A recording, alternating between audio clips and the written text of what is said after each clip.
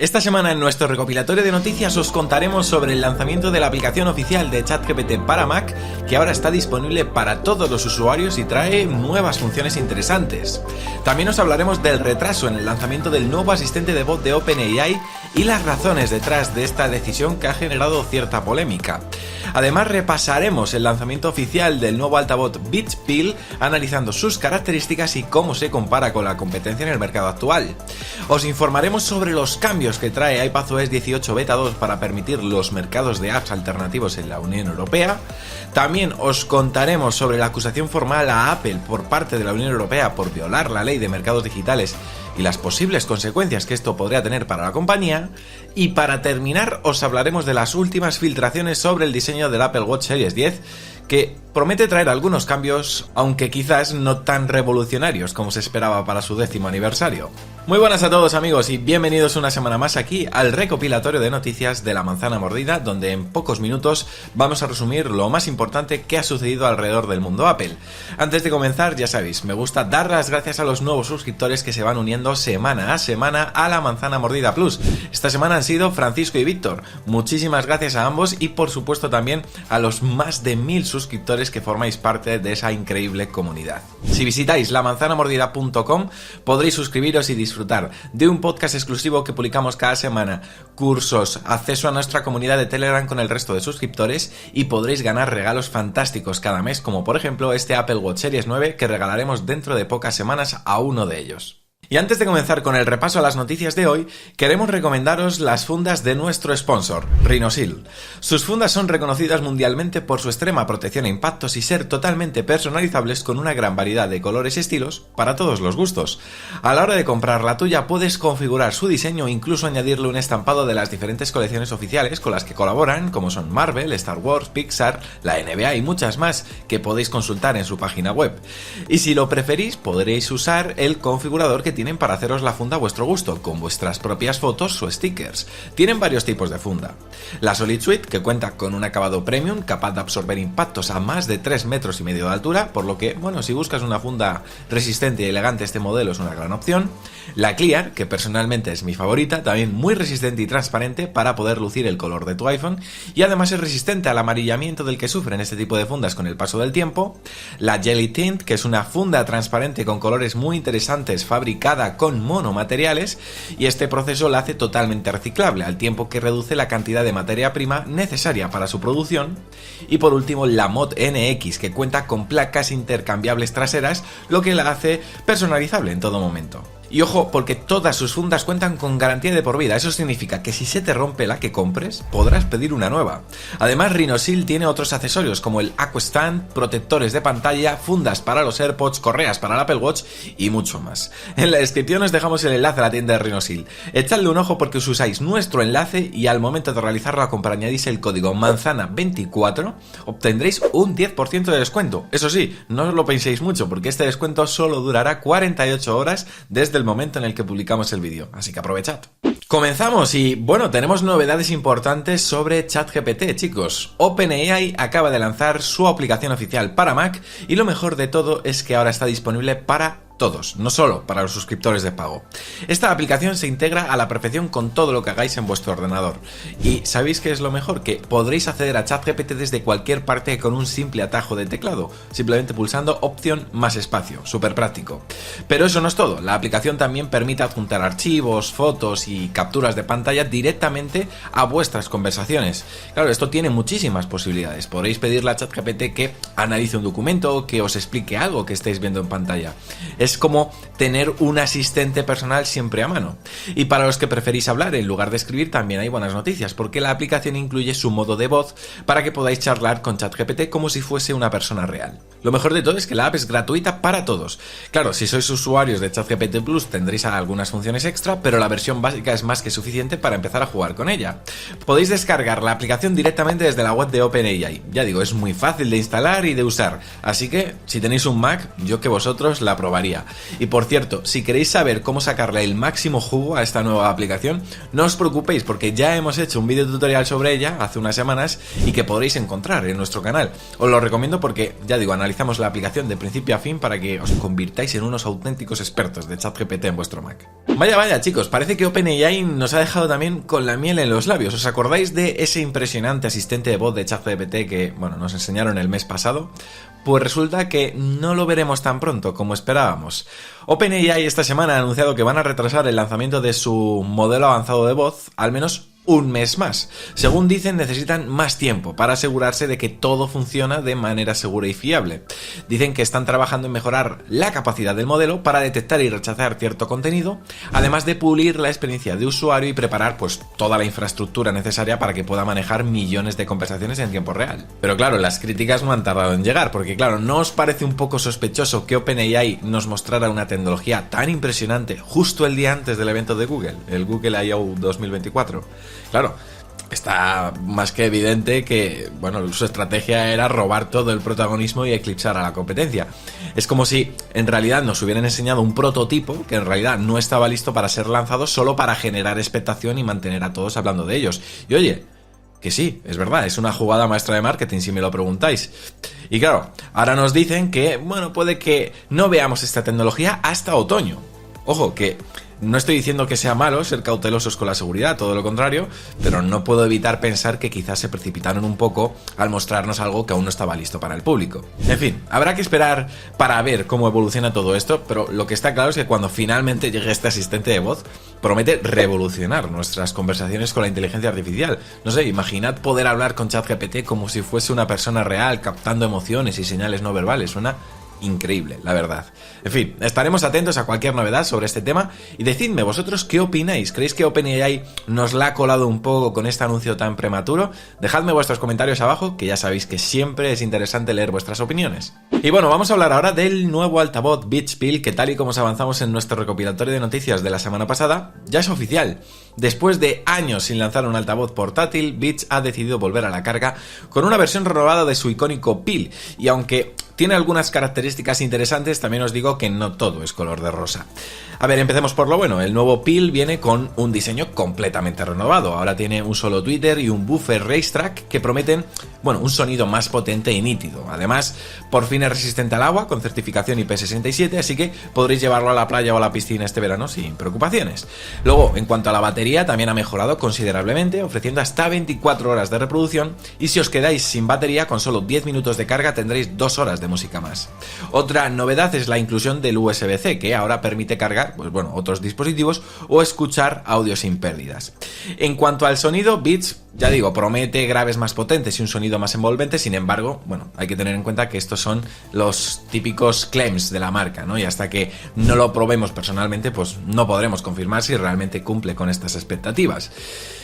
Y como decía, no todo es color de rosa, ¿vale? No todo son maravillas. El precio, ojo, el precio es de 169,95 euros. El cual a mí personalmente me parece un poco elevado, especialmente considerando la fuerte competencia que existe en el mercado de altavoces Bluetooth. Hay opciones de marcas como JBL, Sony o, si me pones, Trosmar. Ojo, que Trosmar tiene muy buenas alternativas, que ya digo, ofrecen características similares a precios más competitivos. Otro punto a tener en cuenta es que, aunque tiene algunas funciones interesantes, como la posibilidad de emparejar dos altavoces, carece de otras características que ya son comunes en esta gama de precio, como un ecualizador en la aplicación o compatibilidad con asistentes de voz. Pero bueno, ¿qué opináis vosotros? ¿Creéis que Beats ha acertado con este lanzamiento o pensáis que hay mejores opciones en el mercado? En fin, ya sabéis, dejadme vuestros comentarios abajo, que siempre es interesante leeros. Vamos ahora con novedades importantes para los usuarios de iPad en la Unión Europea. Apple anunció esta semana, con el lanzamiento de la segunda beta de iPadOS 18, que esta trae consigo todos esos cambios que ya vimos en el iPhone hace unos meses. ¿Os acordáis de las tiendas de apps alternativas y todas esas nuevas opciones que llegaron con iOS 17.4? Bueno, pues ahora le toca el turno al iPad. Esta movida viene directamente por orden de la Comisión Europea.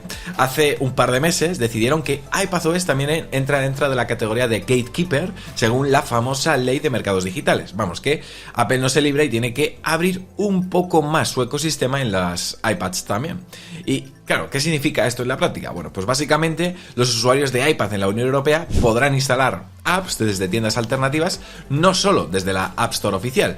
También tendrán la opción de usar sistemas de pago diferentes dentro de las apps, lo que podría significar también precios más competitivos, eso es cierto. Y otra novedad es que cuando abráis Safari por primera vez, os va a salir una pantalla para elegir vuestro navegador predeterminado.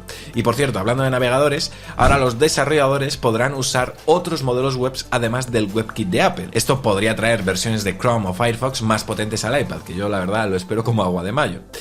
Y ojo, porque Apple tampoco se olvida de cobrar su parte. La famosa tarifa de tecnología central que se aplica a las tiendas de apps alternativas en el iPhone también estará presente en el iPad. Así que los desarrolladores que quieran montar su propia tienda tendrán que rascarse el bolsillo. Y ojo, atención, voy a poner música un poco dramática, música de tensión. Ahí, bien. Atención, porque parece que los problemas de Apple con la Unión Europea no hacen más que crecer. Apple se ha convertido oficialmente en la primera empresa formalmente acusada de violar la DMA, o sea, la Ley de Mercados Digitales, y las consecuencias podrían ser devastadoras para la compañía. Estamos hablando de una posible multa, atención, agarraos a donde estéis sentados, de 38.000 millones de dólares. Sí, habéis oído bien, 38.000 millones. Si no me equivoco, he estado rascando un poquito para ver si, había una multa cercana a esta. Si no me equivoco, es la multa más grande de la historia jamás impuesta. La siguiente más grande que encontré sería en 2016, cuando a Volkswagen, le multaron con 14.700 millones de dólares en Estados Unidos por el escándalo de las emisiones diésel. La Comisión Europea no está nada contenta con cómo Apple está implementando las nuevas reglas de la Ley de Mercados Digitales. Aunque técnicamente la empresa ha cumplido con los requisitos, como permitir el steering, que es cuando los desarrolladores dirigen a los usuarios a métodos de pago fuera de la App Store, y las tiendas de aplicaciones de terceros, parece que lo han hecho de una manera que no convence a las autoridades europeas. Tim Sweeney, el CEO de Epic Games, ya sabéis, los creadores de Fortnite, han llamado a esto cumplimiento malicioso. Y no es el único que se queja. Muchos desarrolladores están molestos con las nuevas tarifas que Apple ha impuesto para los pagos externos y las tiendas de terceros. Ya sabéis, esa tarifa que os acabo de mencionar de tecnología central que también van a cobrar con iPadOS. La Comisión Europea está especialmente preocupada por dos cosas. Primero, que Apple solo permita a los desarrolladores enlazar a un sitio web externo, lo que limita su capacidad para comercializar o cobrar a los consumidores de manera efectiva. Y segundo, que Apple cobra tarifas a los desarrolladores por las compras digitales que los consumidores hacen dentro de los 7 días posteriores a un enlace externo. Vamos que, aunque compres fuera del App Store, Apple sigue llevándose su tajada. Además, como os decía hace un momento, la Comisión ha abierto una investigación sobre las reglas de Apple para las tiendas de aplicaciones de terceros, centrándose en la polémica tarifa de tecnología central y en lo complicado que es para los usuarios instalar tiendas de apps alternativas. Y ojo, porque Apple no es la única en el punto de mira. La Comisión también está investigando a Alphabet, ya sabéis, la matriz de Google, Meta y Amazon, también por posibles incumplimientos de esta DMA o Ley de Mercados Digitales. Y a ver, ahora la gran pregunta, ¿y qué pasa si Apple es declarada culpable? Pues que la multa podría llegar hasta el 10% de sus ingresos globales anuales, que es de donde salen esos 38.000 millones que os he mencionado. Y si reinciden, la cosa podría subir hasta el 20%. Apple, por su parte, dice que ya ha hecho varios cambios para cumplir con la DMA y que seguirá escuchando y colaborando con la Comisión Europea, pero visto lo visto, parece que tienen mucho trabajo por delante si quieren evitar esa multa estratosférica. Y hablando de la Ley de Mercados Digitales, esto me da pie a comentaros algo que precisamente tratamos en profundidad en nuestro vídeo del lunes. ¿Os acordáis? No sé si lo visteis. Resulta que Apple ha comunicado que alguna de sus nuevas funciones estrella no llegarán a Europa, al menos por ahora. Me refiero a Apple Intelligence, iPhone Mirroring y SharePlay Screen Sharing, ¿vale? Funciones que se presentaron, como digo, en el último evento de desarrolladores, que forman parte de los nuevos sistemas operativos y que, por desgracia, no vamos a ver. La compañía decidió precisamente no lanzar estas novedades en Europa durante este año, argumentando que las restricciones de la Ley de Mercados Digitales les impiden hacerlo. Es decir, que mientras el resto del mundo disfrutará de estas funciones a partir de otoño, nosotros en Europa nos quedaremos a dos velas, con las ganas, al menos por el momento. Y luego, por otro lado, yo lo pienso y digo, ¿nos extraña? O sea, una empresa como Apple, que al fin y al cabo para todos sus ingresos nosotros en Europa solo significamos el 7%, ¿de verdad se va a molestar en adaptar toda su tecnología a nosotros cuando somos, digamos, el cliente puñetero, por decirlo así, teniendo en cuenta que al final pueden sacar tajada de todo Estados Unidos y, bueno, el resto de continentes del mundo? Bueno, pues es normal que nos dejen los últimos. O sea que, en fin, yo entiendo que Europa, bueno, pues tome sus decisiones y quiera controlar un poco a las Big Tech, por decirlo así, pero creo que se están pasando de regulación, de verdad, de intervencionismo, y al final los únicos y principales perjudicados vamos a ser nosotros, los consumidores y las empresas, porque no olvidemos que todas las restricciones que también se están aplicando a la inteligencia artificial van a limitar la productividad y el potencial de muchas startups y empresas en Europa en comparación con Estados Unidos u otros muchos continentes. Pero bueno, esto da para un vídeo aparte. ¿Qué opináis vosotros? ¿Creéis que Apple está jugando con fuego o que, como opino yo, al menos bajo mi punto de vista, la Unión Europea se está pasando de dura?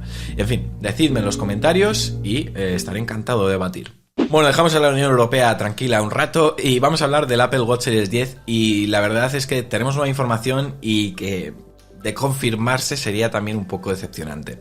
A ver, os cuento. Según unos esquemas que han publicado la gente de 91 Mobiles, parece que el rediseño radical que esperábamos para celebrar el 10º aniversario del Apple Watch no va a ser tan drástico como pensábamos. Lo más destacado de estos esquemas es que muestran una pantalla más grande de 2 pulgadas.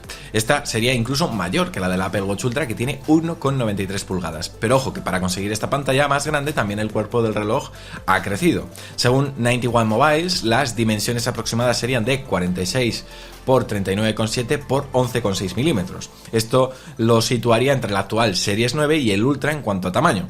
Michi Kuo, ya os conté la semana pasada que, bueno, ya había adelantado que el diseño del Series 10 se acercaría más a las dimensiones del Ultra con versiones de 45 milímetros y 49 milímetros. Ya digo, os lo conté en el vídeo de hace 7 días. Ahora bien, lo que me llama la atención es que el diseño exterior parece prácticamente idéntico al actual. La corona digital, el botón lateral, el cuerpo redondeado, todo igual. Y lo más importante, el sistema de acoplamiento de las correas no cambia, lo que significa que las correas actuales seguirían siendo compatibles y no tendríamos ese nuevo diseño de correas que se ajustarían de forma magnética. En fin, os voy a dar, si me permitís, mi opinión personal. Y es que si estos esquemas son precisos, la verdad es que yo, particularmente como usuario, me sentiría decepcionado. Llevamos meses escuchando rumores sobre un rediseño radical del Apple Watch, algo que rompiera con lo establecido, como ya lo hizo el iPhone X en su momento. Y lo que parece es que vamos a tener básicamente un Apple Watch más grande. Pero ya está. A ver, no me malinterpretéis, una pantalla más grande es bienvenida, pero para un aniversario tan importante como el 10º esperaba algo más, entre comillas, revolucionario, ¿no? Algo que realmente marcara un antes y un después en la historia del Apple Watch. Más teniendo en cuenta que las últimas versiones han sido todas iguales. Y decíamos, bueno, a lo mejor no la han querido cambiar porque se están guardando sus cartas para el Apple Watch Series 10, pero parece que no. Eso sí, no todo son malas noticias, ¿eh? A ver, vamos a intentar ponernos un poquito positivos. Se rumorea que este nuevo modelo incluirá nuevos sensores de salud, concretamente para medir la hipertensión y detectar la apnea del sueño. Estas son funciones que llevan tiempo sonando y que, bueno, si se confirman, sí que podrían ser realmente útiles para muchos usuarios.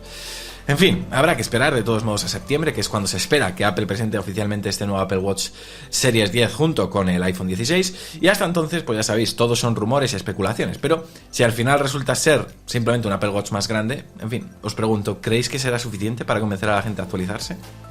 Ya sabéis, comentarios. Y amigos, hemos llegado al final de este recopilatorio de noticias que, como veis, ha venido cargadito, ¿eh? En fin, si os ha gustado el vídeo, ya sabéis, podéis dejar vuestro me gusta, podéis suscribiros al canal, activar las notificaciones para no perderos ninguno de nuestros vídeos, y ya está. Y os dejo por aquí otros vídeos recomendados que os pueden llegar a interesar, entre ellos precisamente el que hicimos el lunes, hablando sobre la polémica de Apple con la Unión Europea y esas funciones que, por desgracia, no vamos a disfrutar. Por mi parte, nada más, el lunes volvemos con más, porque ya sabéis, somos la manzana mordida y prometemos hacerlo. ¡Chao!